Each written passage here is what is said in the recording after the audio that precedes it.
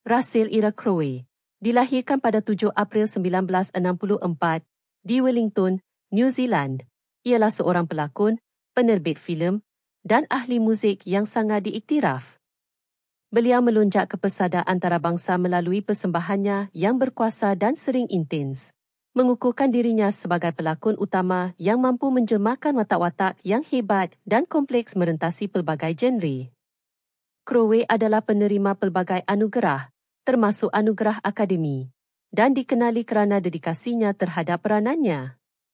Kejaya Crowe bermula dalam televisyen dan filem Australia sebelum beliau menempa nama di Hollywood. Penembusannya datang pada akhir 1990-an dan awal 2000-an dengan siri filem yang berjaya secara kritis.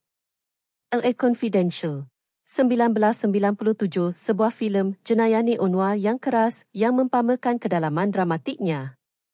The Insider, 1999, memperoleh pencalonan anugerah Akademi pertamanya untuk pelakon terbaik kerana penggambarannya yang meyakinkan sebagai pemberi maklumat industri tembakau.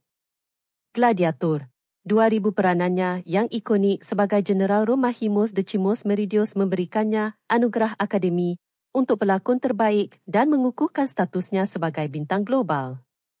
Filem itu merupakan kejayaan besar secara kritikal dan komersial. A Beautiful Mind, 2001, memperoleh pencalonan anugerah Akademi ketiganya berturut-turut untuk pelakon terbaik kerana penggambarannya yang sensitif sebagai ahli matematik John Nash. Beliau terus menyampaikan persembahan yang berimpak dalam pelbagai filem. Master and Commander, The Far Side of the Well, 2003, sebagai seorang kapten tentera laut yang bertekad.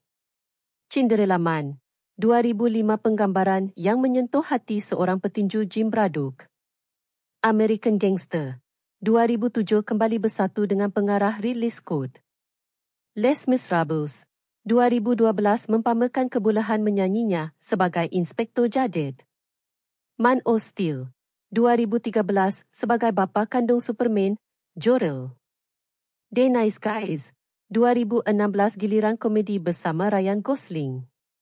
Dikenali dengan kehadirannya yang menuntut kepelbagaian dan komitmen untuk menyelami watak-wataknya, Russell Crowe kekal sebagai kuasa yang hebat dalam sinema. Legasinya ditentukan oleh penggambarannya yang tidak dapat dilupakan dan sering intens terhadap individu yang berkehendak kuat, mengukuhkan tempatnya di kalangan pelakon yang paling dihormati generasinya.